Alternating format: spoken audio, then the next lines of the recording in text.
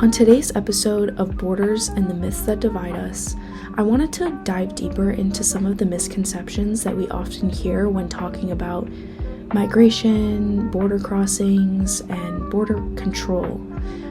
When we hear about immigration, we're often told that people cross borders to find a better life. That phrase gets repeated so much that it starts to sound simple, like it's the whole story, as if migration is only a choice, a pursuit of something better. But what we rarely hear is that for many, crossing a border is not just about wanting more. It's about wanting to survive. These people who are crossing their borders are escaping war, political persecution, climate disaster, and violence. They're running from danger, not running at us. In We Are Displaced by Malala Yousafzai, we are reminded that refugees are ordinary people who have faced extraordinary circumstances. The young women she writes about didn't dream of starting over, they were forced to start over. Their journeys were not about ambition, they were about staying alive. One of them says, "We didn't want to leave, we had to." That single sentence has the ability to reframe everything. These people are not simply chasing dreams in a different place. They're running from nightmares. Leaving home under threat changes what crossing means. It's no longer about moving towards something hopeful, it's about leaving danger. In The Return by Hisham Matar, he captures the silence that follows displacement. His father was taken by the Libyan regime, and Matar's search years later reveals how exile can reshape a person's identity.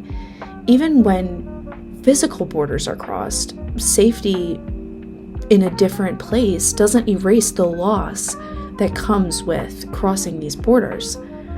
Yet in today's world, we hear an insane amount of rhetoric around immigration that's built on fear.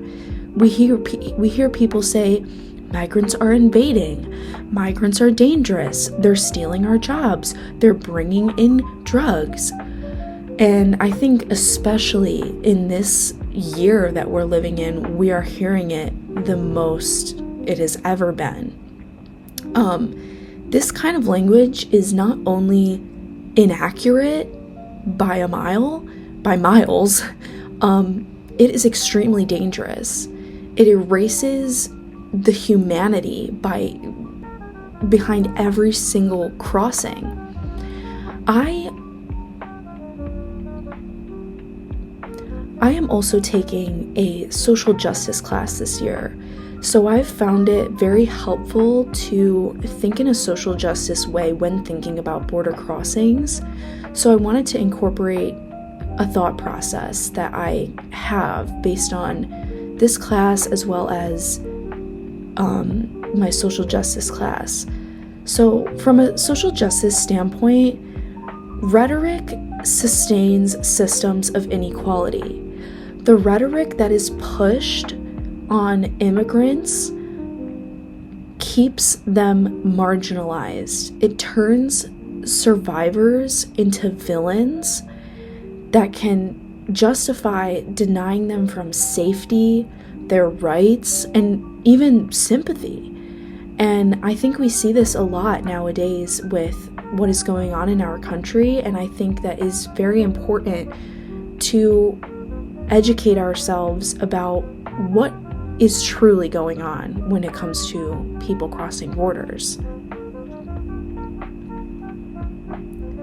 Justice begins when we see migration as not a crisis, but as a human response to it.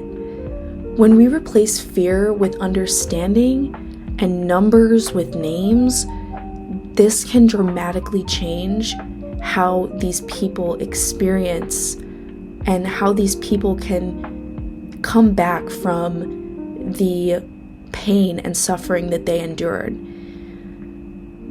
People cross borders to survive, and by recognizing that truth, we can start to dismantle the harmful narratives that keep these people invisible.